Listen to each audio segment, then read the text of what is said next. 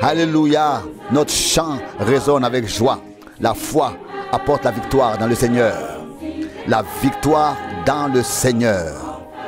Si dur que soit la tentation, la grâce nous est multipliée. Victoire dans le Seigneur. Victoire dans le Seigneur. Victoire dans le Seigneur. Victoire totale. Alléluia. Je suis libre car ma foi est la victoire. Louange et honneur. Alléluia. Jésus est tout pour moi.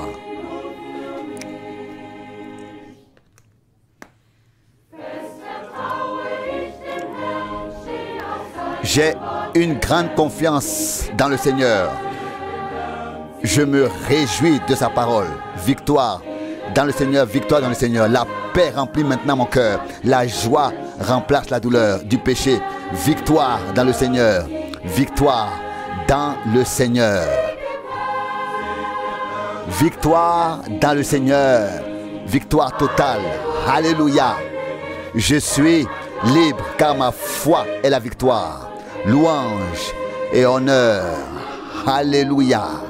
Jésus est tout pour moi.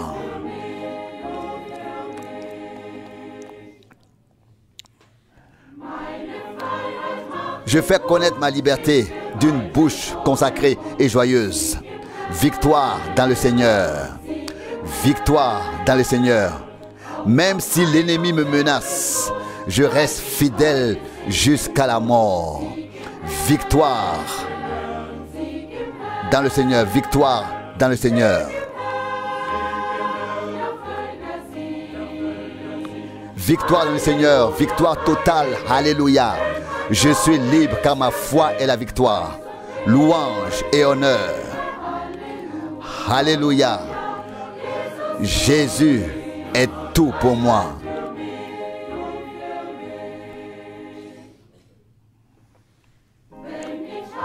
Quand j'aurai vaincu le dernier ennemi, victoire dans le Seigneur. Victoire dans le Seigneur. Dans toute éternité, mon chant de gloire résonnera pour lui. Victoire dans le Seigneur. Victoire dans le Seigneur. Victoire dans le Seigneur. Victoire totale. Alléluia.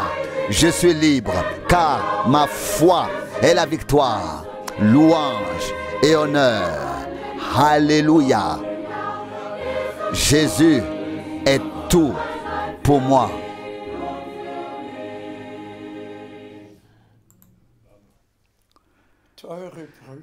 Chers frères et sœurs dans le Seigneur, je vous salue très très chaleureusement dans le précieux nom de notre Seigneur.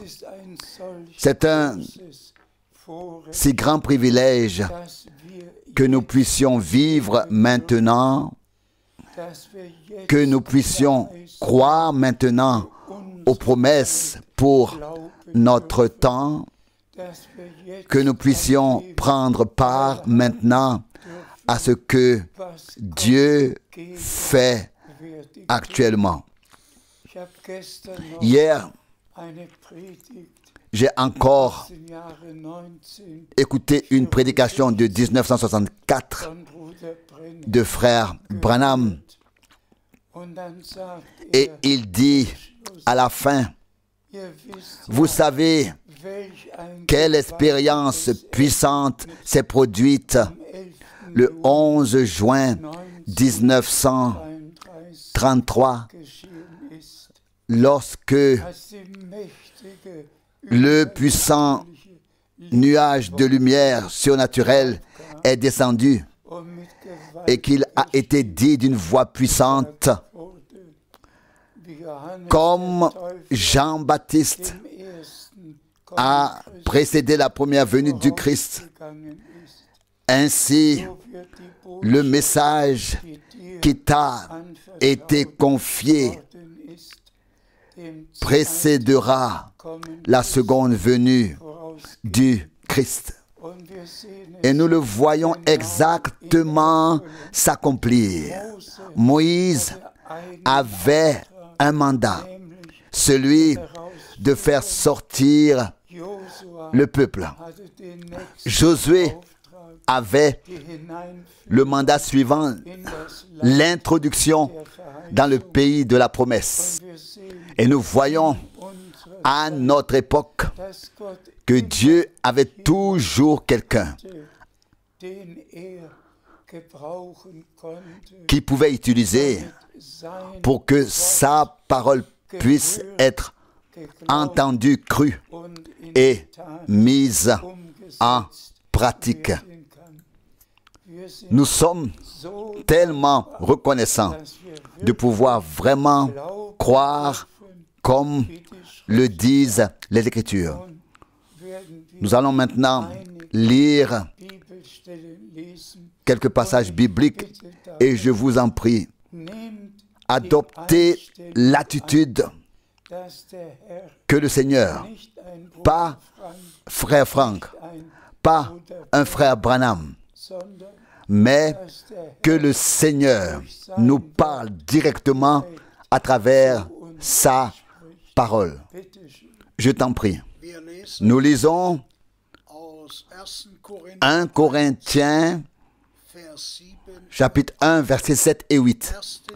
1 Corinthiens, chapitre 1, versets 7 et 8. De sorte qu'il ne vous manque aucun don de la grâce dans l'attente où vous êtes de la manifestation de notre Seigneur Jésus-Christ. Il vous affermira aussi jusqu'à la fin,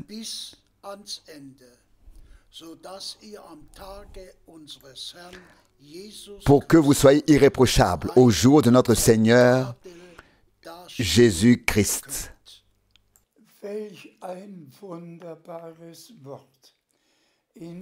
Quelle parole merveilleuse! Dans la restauration totale, rien ne manquera. Nous vivrons notre préparation maintenant et nous paraîtrons vraiment sans reproche devant le Seigneur lorsqu'il reviendra pour ramener les siens à la maison. C'est ce que nous avons lu et c'est ce qui se passera. Loué et exalté soit notre Seigneur. Je t'en prie. Nous lisons Actes des Apôtres, chapitre 14, verset 22. Actes des Apôtres, chapitre 14, verset 22. Il fortifiait partout les cœurs des disciples, les exhortait à persévérer fermement dans la foi et leur faisait remarquer que nous devons entrer dans le royaume de Dieu par beaucoup de souffrances. Oui, cela aussi est une parole sérieuse. Partout, ils ont fortifié leurs frères et sœurs. Et nous aussi, nous faisons la même chose. Nous voulons que tous soient fortifiés dans la foi, même s'ils doivent passer par les pires épreuves. Nous verrons ce que Paul a enduré, ce que tous les prophètes ont enduré, ce que les vrais enfants de Dieu ont vécu comme difficulté dans les familles, dans les mariages, dans la maladie, en vieillissant ou même chez les jeunes. Comme jamais auparavant, il en va de même à notre époque. Mais nous nous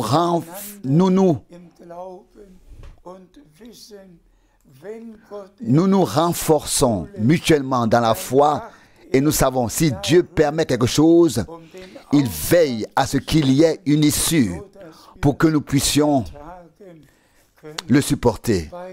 Avec Dieu, toutes choses sont possibles. Et nous atteindrons le stade où les miracles de guérison se produiront directement sous nos yeux. Le Seigneur est le même aujourd'hui et nous en sommes reconnaissants. Soyez réconfortés dans vos besoins au nom du Seigneur. Je t'en prie. Nous lisons 2 Corinthiens 11, versets 24 et 25. 2 Corinthiens 11, versets 24 et 25. 5 fois j'ai reçu des Juifs 40 coups, moins 1. Verset 25. 3 fois j'ai été fouetté, 1 fois j'ai été lapidé, 3 fois j'ai fait naufrage, 1 jour et 1 nuit, j'ai été le jouet des vagues. Paul a énuméré ici les épreuves qu'il a dû traverser parce qu'il était un prédicateur de la parole de Dieu.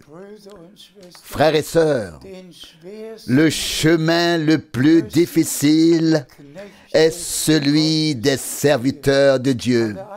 Tous les autres souffrent avec, ont leurs difficultés, mais les épreuves les plus dures sont toujours pour ceux qui sont envoyés par Dieu. C'est pourquoi notre Seigneur a dit, « Où serait un prophète que vous n'ayez pas persécuté ?» etc. Remercions le Seigneur de nous avoir portés à travers les épreuves les plus difficiles afin que les élus atteignent le but. Frères et sœurs, il nous suffit de seulement remercier et de faire confiance au Seigneur, sachant qu'il accordera une sortie à tout cela glorieusement. Je t'en prie. Nous lisons 2 Corinthiens 12, verset 10. 2 Corinthiens 12, verset 10. C'est pourquoi je suis joyeux dans les faiblesses, dans les mauvais traitements, dans les situations de détresse, dans les persécutions et les afflictions que je subis à cause de Christ. Car c'est précisément quand je suis faible que je suis fort. Que le Seigneur soit remercié. Il est passé par toutes ces épreuves, par toutes ces persécutions, mais frères et sœurs, si nous pensons à notre Seigneur et Sauveur bien-aimé,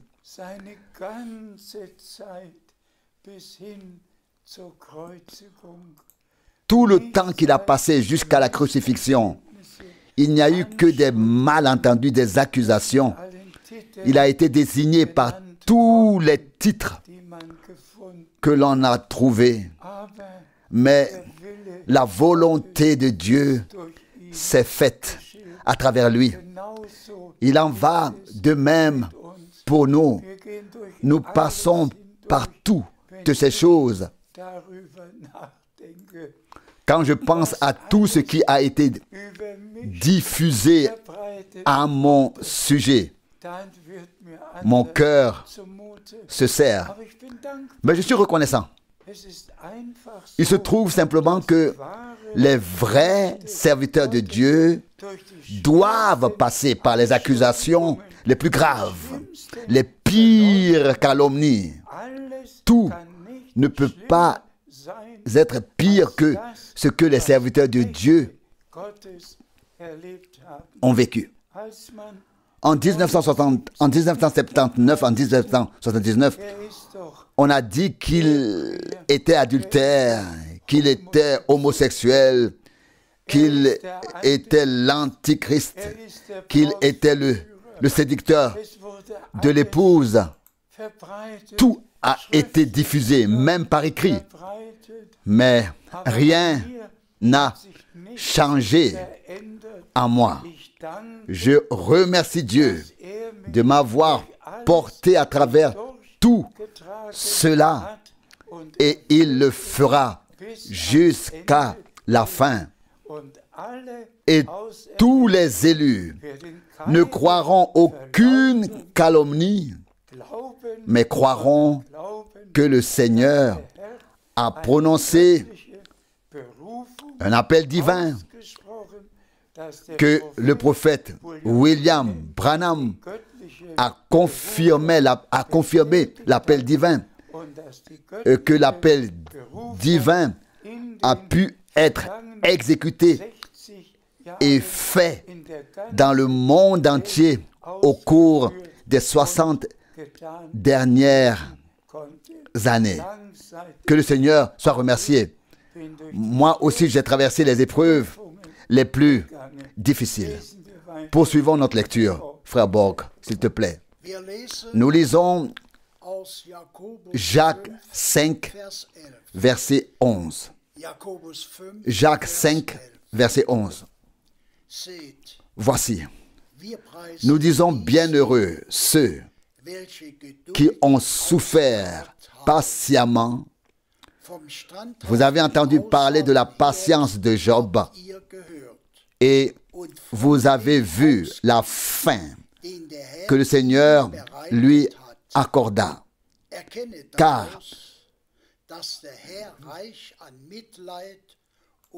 reconnaissez par cela que le Seigneur est plein de miséricorde et de compassion. Amen. Nous pouvons vraiment lire les 42 chapitres de l'homme de Dieu Job. Et dès le début, destruction, destruction, destruction. Et ensuite,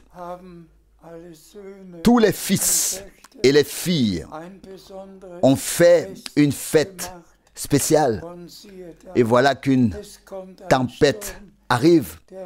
Elle saisit le bâtiment aux quatre coins et fait tout tomber sur la fête. Et tout le monde est mort d'un coup. Réfléchissez une fois.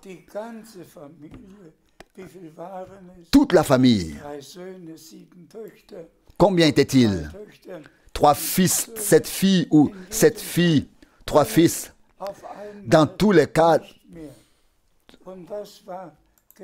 tous n'étaient plus d'un coup. Et que s'était-il passé? Job s'assit sur le tas de cendres à la fin, et même sa femme, pleine de désespoir, vint le trouver et lui dit: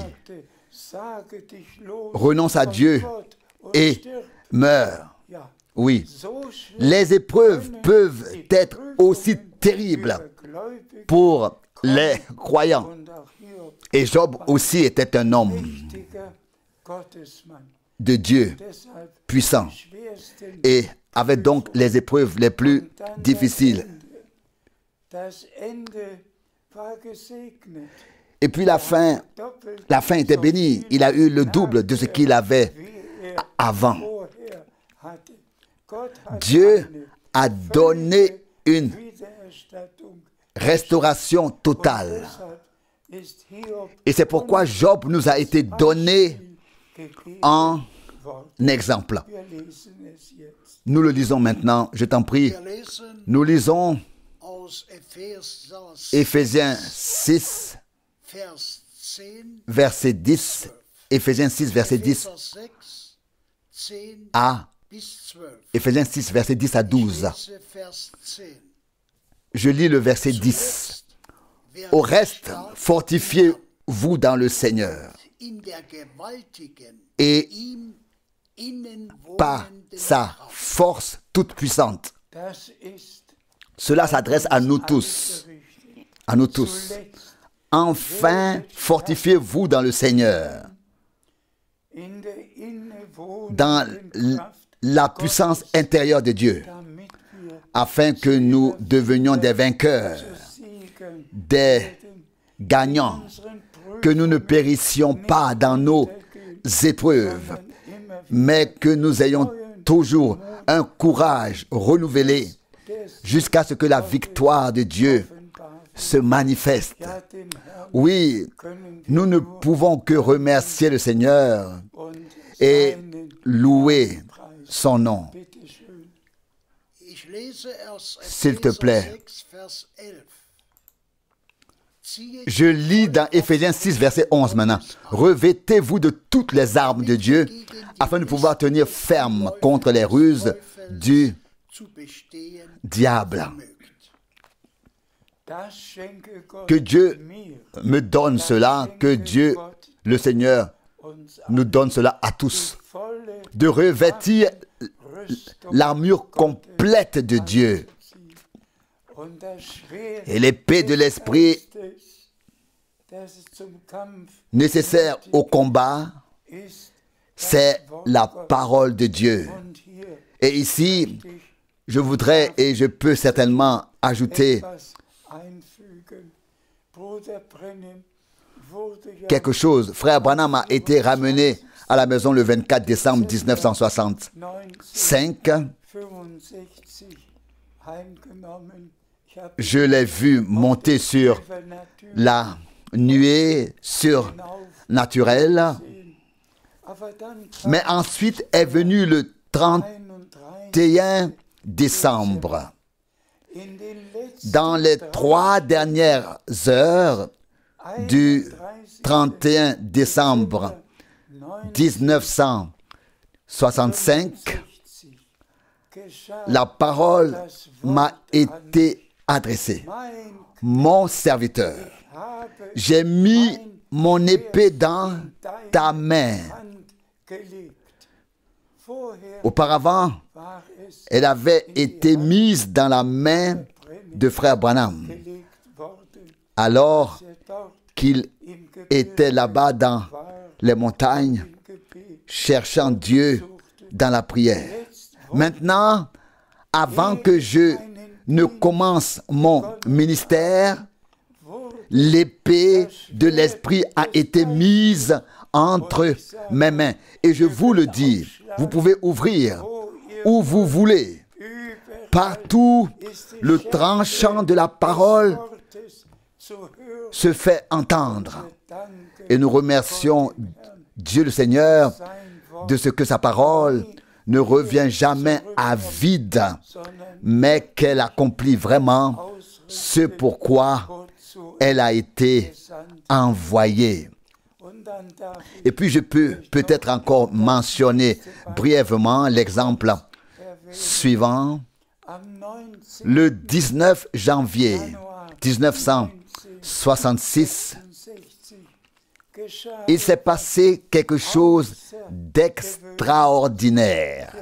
Vous savez que frère Branham a parlé d'un vieux bâtiment et d'une nouvelle tente dans laquelle il devait apporter le message.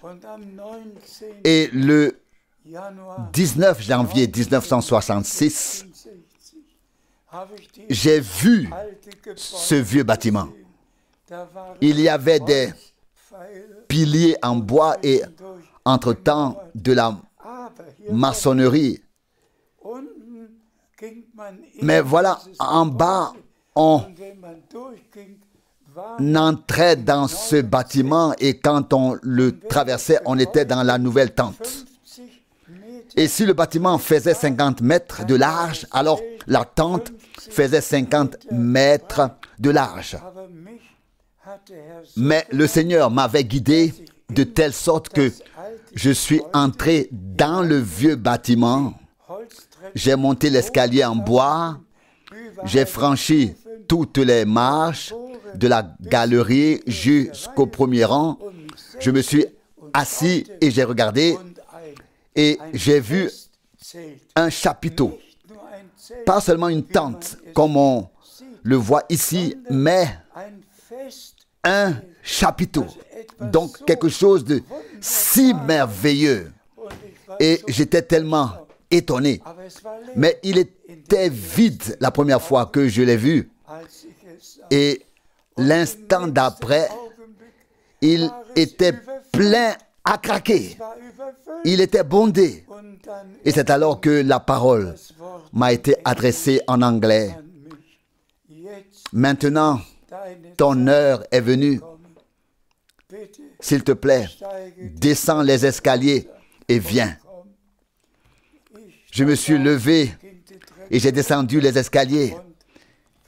Et si ceci était le bâtiment,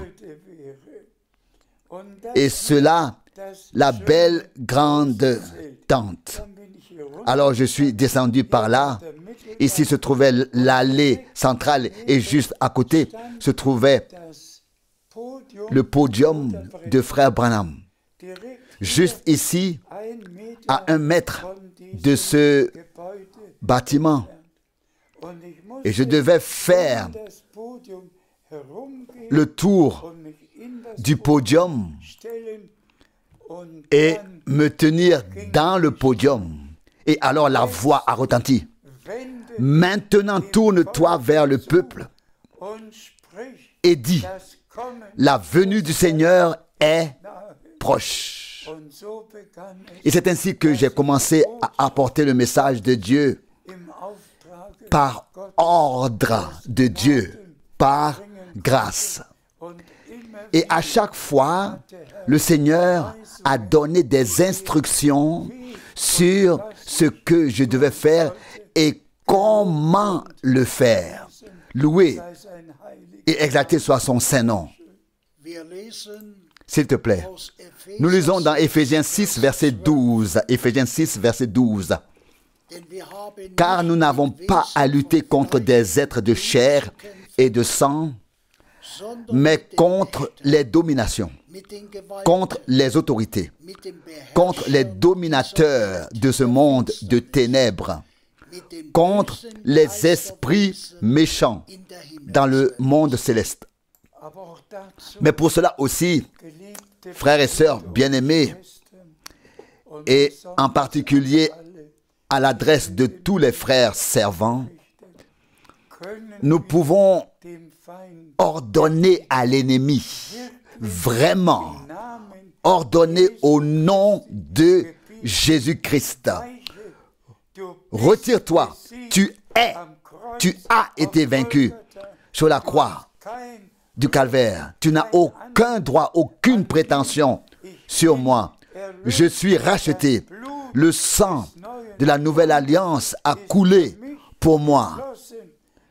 Je suis une propriété de Jésus-Christ. Retire-toi, Satan. Retire-toi au nom saint de Jésus. Je te l'ordonne en vertu de l'autorité, de la procuration, de la parole du Dieu vivant. Nous devons simplement avoir le courage, frères et sœurs, vraiment dans la foi. Dans la foi. C'est d'ailleurs pour cela que vient la prédication. La foi vient de la prédication. Et que de cette prédication vienne la foi véritable, vivante, efficace, que Satan doit prendre en compte. Il y a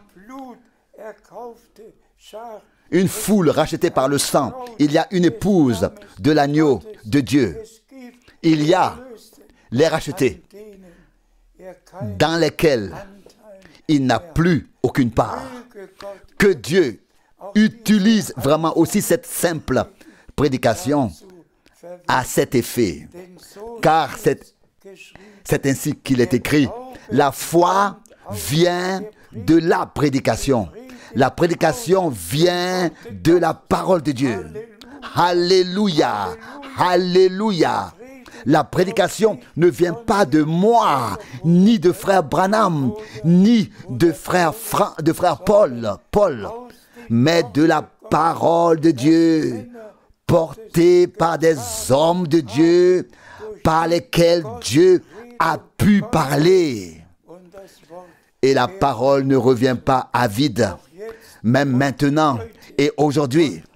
Et aujourd'hui, comme nous entendons sa voix de sa parole, ce que Dieu a promis dans sa parole, à toi et à moi et à nous, va se produire. Je t'en prie. Nous lisons Colossiens 2, verset 15. Colossiens 2, verset 15. Puis, après avoir complètement désarmé les puissances et les autorités, il les a exposées publiquement et a triomphé d'elles en lui.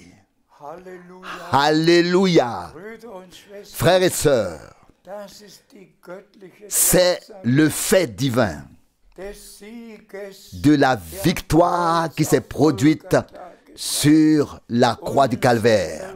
Notre Rédempteur a versé son sang, le sang de la nouvelle alliance. Nous avons été rachetés, nous sommes une propriété du Seigneur. Satan n'a plus aucun droit sur nous. Nous avons été rendus libres, détachés de toutes nos attaches, nos liens, de tout ce qui nous faisait obstacle dans le royaume de Dieu.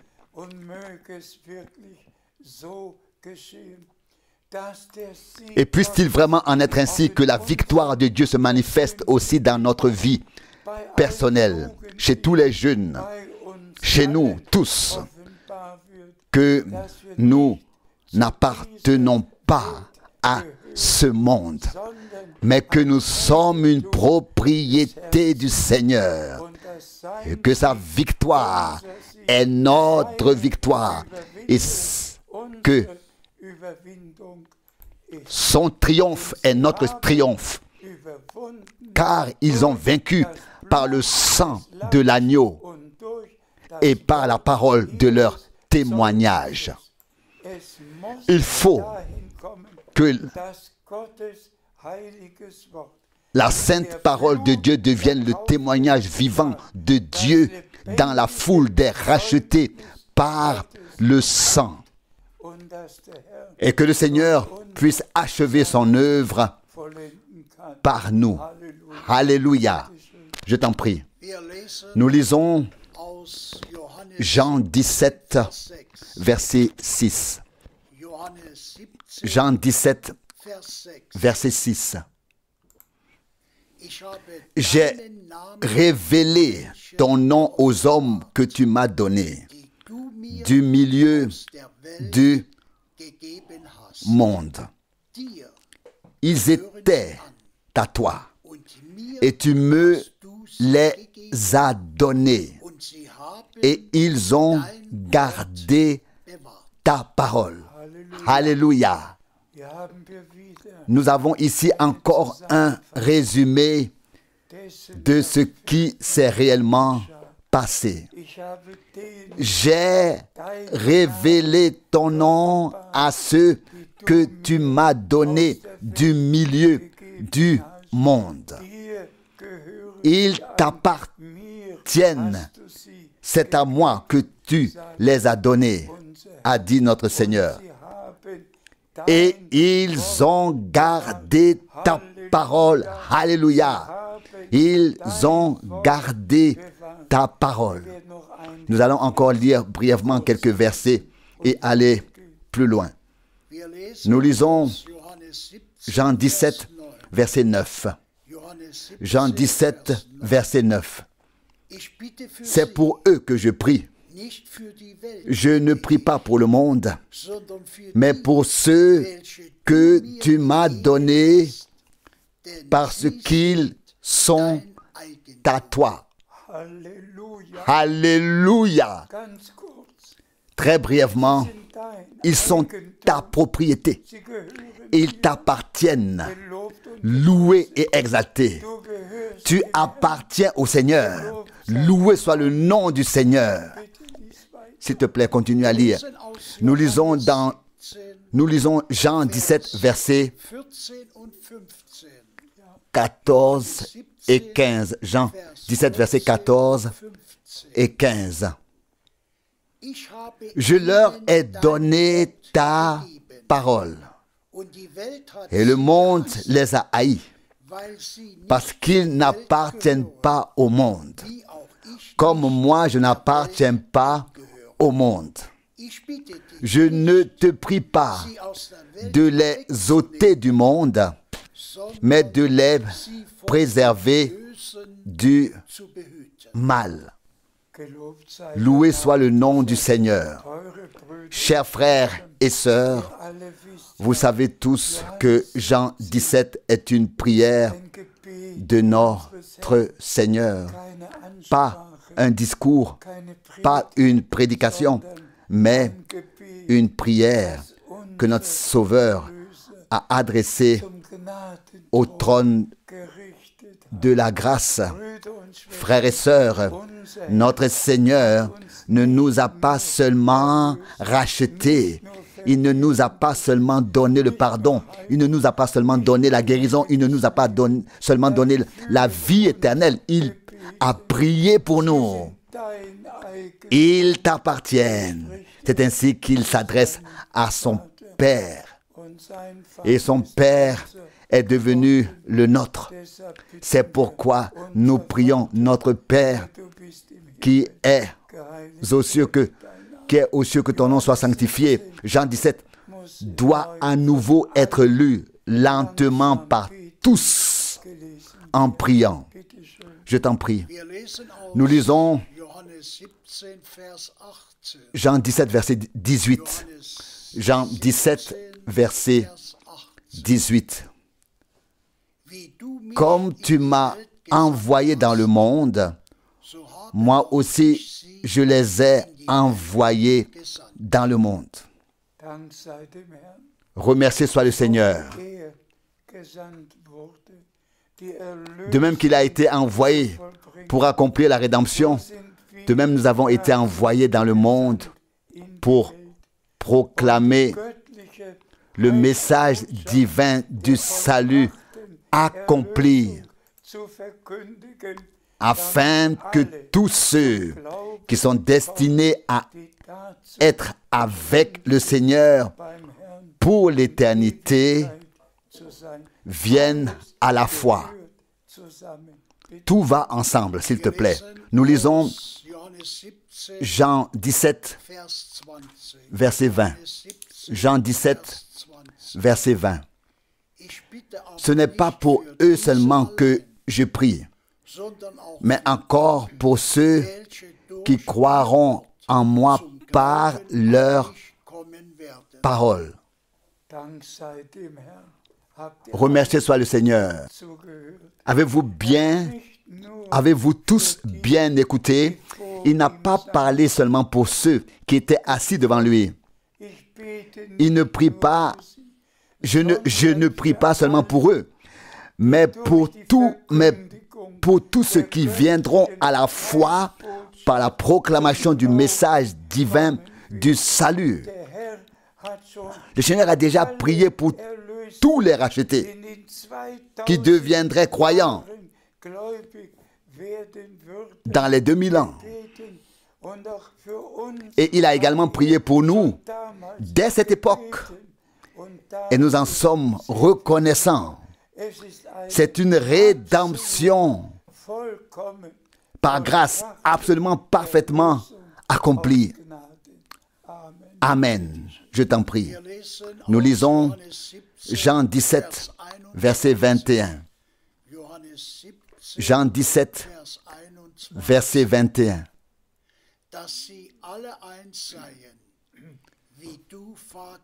Afin que tous soient un, comme toi, Père, tu es en moi, et comme je suis en toi. Fasse qu'eux aussi soient un en nous, pour que le monde croie que tu m'as envoyé. Que le Seigneur en soit remercié, afin que tous soient un, pour qu'il n'y ait pas de division, pas d'opinion, que rien d'étranger n'y entre, mais que seule la parole de Dieu soit crue et pratiquée dans l'obéissance, afin qu'ils soient tous un. L'unité dans l'esprit est le résultat divin dans les rachetés, afin qu'ils puissent se manifester avec toute sa puissance. Au début, l'Église était un seul cœur et une seule âme. Et c'est pourquoi Dieu a pu se manifester si puissamment que tous ceux qui ont leurs propres opinions se taisent, que tous ceux qui entendent maintenant la parole de Dieu n'entendent plus rien d'autre, n'écoutent plus rien d'autre, mais seulement la sainte parole de Dieu, afin que nous parvenions à une unité totale, à une union totale, et que nous vivions la puissante action de l'Esprit de Dieu. C'est la prière de notre Seigneur, et sa prière a été exaucée. Ça, je le crois. Et je crois que l'Église sera restaurée et que tous auront la crainte de Dieu, la vraie foi, les fruits de l'Esprit, les dons de l'Esprit, que tout reviendra au début et qu'il n'y aura absolument aucune doctrine apportant des divisions, mais qu'on n'enseignera plus que ce qui est écrit. Et cela nous unit sous notre chef Jésus-Christ. Que son nom soit loué. Je t'en prie. Nous lisons Jean 17, verset 22. Jean 17, verset 22. Je leur ai aussi donné la gloire que tu m'as donnée, afin qu'ils soient un, comme nous sommes un. Voyez de quoi il s'agit, frères et sœurs? Je leur ai donné la gloire que tu m'as donnée. Je la leur ai donnée. Qu'as-tu déjà reçu de la gloire de Dieu? Qu'est-ce que j'ai, qu'est-ce que nous avons? Oh, nous avons besoin de l'action surnaturelle de Dieu au milieu de nous, de la même manière qu'au début, afin que cette prière aussi puisse s'accomplir. Et cela se fera. Que le Seigneur en soit remercié. Je t'en prie. Nous lisons Jean 17, verset 24. Jean 17, verset 24. Père, je veux que là où je suis, ce que tu m'as donné soit aussi avec moi, afin qu'ils voient ma gloire, celle que tu m'as donnée, car tu m'as aimé dès avant la fondation du monde. Loué soit loué et exalté soit le nom du Seigneur. Je le dis encore une fois, frères et sœurs bien-aimés, lisez encore et encore la prière de notre Seigneur et demandez-lui en même temps, Seigneur, accomplis-la dans ma vie. Fais que cela se passe comme tu l'as dit dans ta prière, du début à la fin, et comme tu l'as présenté à Dieu. Qu'il en soit ainsi pour nous tous. S'il te plaît, nous lisons Éphésiens 5, verset 20. Éphésiens 5, verset 20. Rendez continuellement grâce à Dieu le Père pour toutes choses, au nom de notre Seigneur Jésus-Christ. Cette parole aussi, frères et sœurs, bien-aimés, nous voulons la rapporter au début de cette méditation sur la parole. Rendez grâce à Dieu en toutes circonstances, dans toute épreuve, à travers tout ce que nous devons traverser, pendant toute maladie, pendant tout. Rendez grâce à Dieu en toutes circonstances, car c'est ainsi qu'il veut que nous ne doutions pas, que nous ne nous découragions pas, mais que nous rendions grâce. Parce que le Seigneur trouvera une issue à tout cela de manière glorieuse et manifestera sa victoire. S'il te plaît, nous lisons le dernier passage biblique d'Hébreux 10, versets 36 et 37.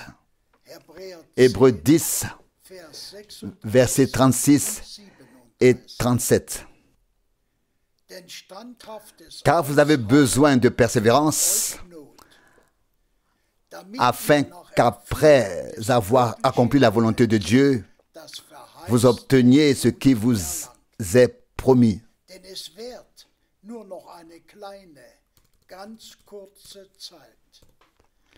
Verset 37, encore un peu de temps, celui qui doit venir viendra et il ne tardera pas. Loué soit notre Seigneur. J'aimerais lire ce passage biblique à la fin de chaque prédication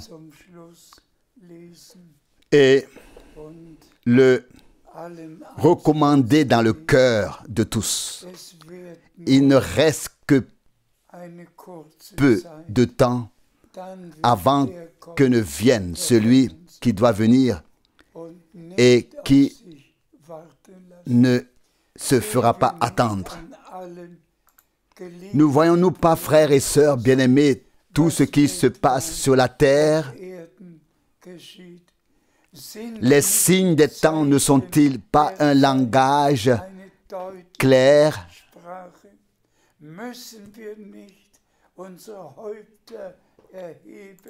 Ne devons-nous pas relever la tête comme il est écrit? Car votre rédemption approche. Ne devons-nous pas lire et relire ce que notre Seigneur a dit? Si vous voyez que tout cela est en train d'arriver, levez vos têtes. Ne devons-nous pas lire et relire tous les passages bibliques et remercier le Seigneur de ce que nous sommes vraiment arrivés à la fin du temps de grâce et que le Seigneur achèvera son œuvre avec son Église épouse, et qu'il viendra ensuite en tant qu'époux et les ramènera chez lui pour le repas de noces. Et aussi avec Israël, nous voyons que tout s'accomplit. Après 2000 ans, Israël est à nouveau un État, mais il doit passer par tant de combats et d'épreuves avant d'atteindre l'état déjà prédit dans la parole de Dieu,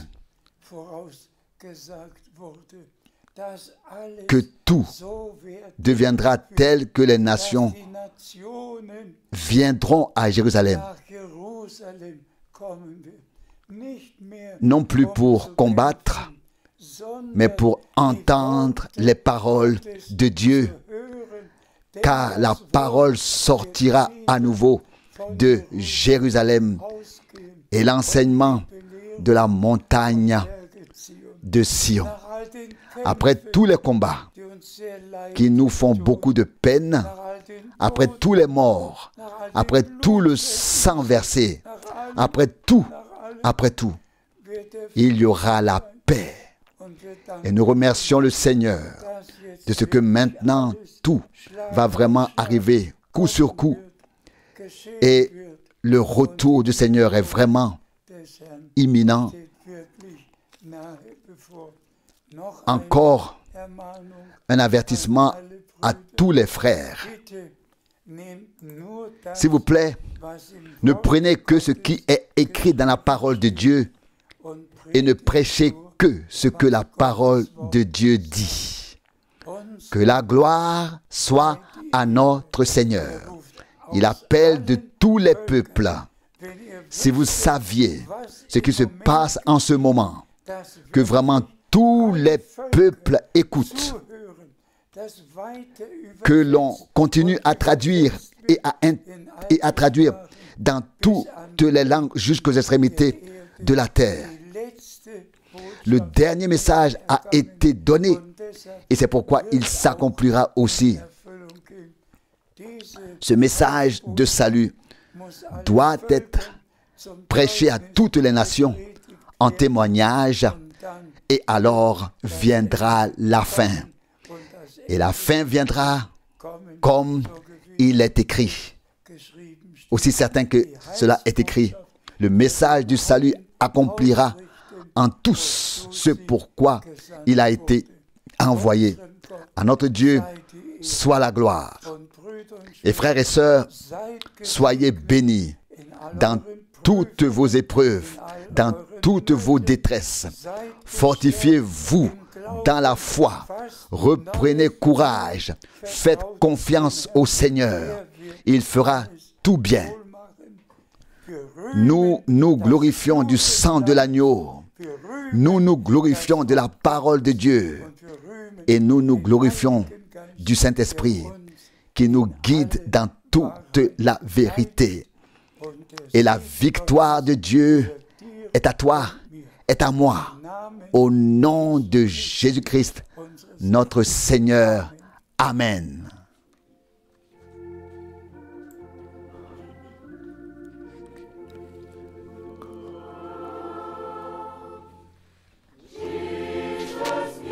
Jésus, garde-moi près de la croix. Il y a là une précieuse fontaine, libre à tous. Un fleuve de guérison coule de la montagne du Calvaire.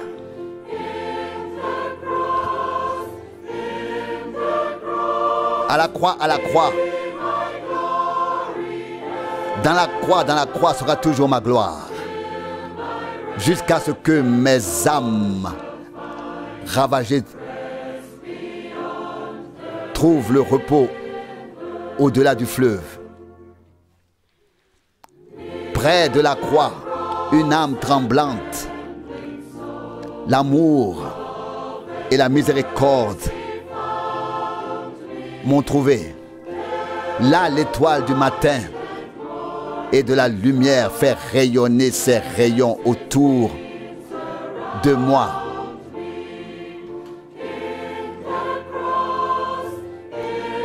Dans la croix sera toujours ma gloire. Jusqu'à ce que mes âmes ravagées trouvent le repos au-delà du fleuve.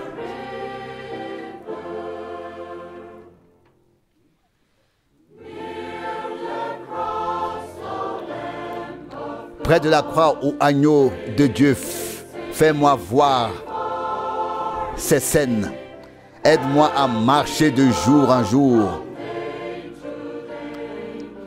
avec son ombre autour de moi.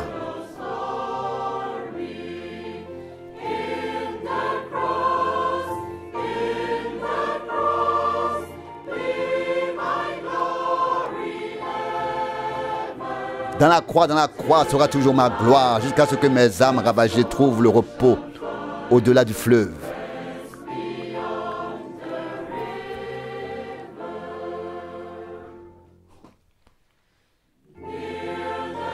Près de la croix, je regarderai et j'attendrai, espérant, confiant toujours, jusqu'à ce que j'atteigne la plage dorée, juste au-delà du fleuve.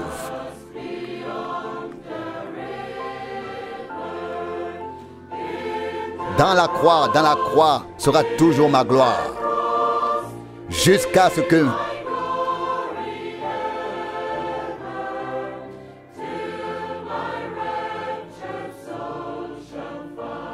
mes âmes ravagées trouvent le repos au-delà du fleuve.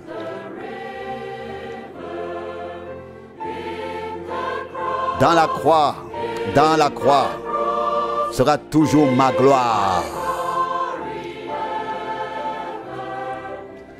jusqu'à ce que mes âmes ravagées trouvent le repos au-delà du fleuve.